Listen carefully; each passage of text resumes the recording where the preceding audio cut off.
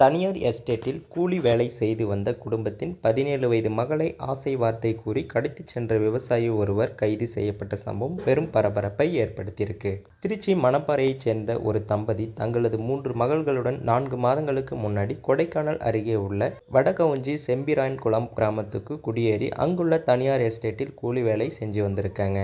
இந்த நிலையில கடந்த ஆகஸ்ட் 20ஆம் தேதி அந்த தம்பதியின் மூத்த மகள் 17 வயது சிறுமி திடீரென மாயமாகியிருக்காங்க. பல இடங்களில் தேடியும் கிடைக்காத நிலையில் பெற்றோர்கள் கொடைக்கானல் போலீஸில் புகாரும் கொடுத்துருக்காங்க.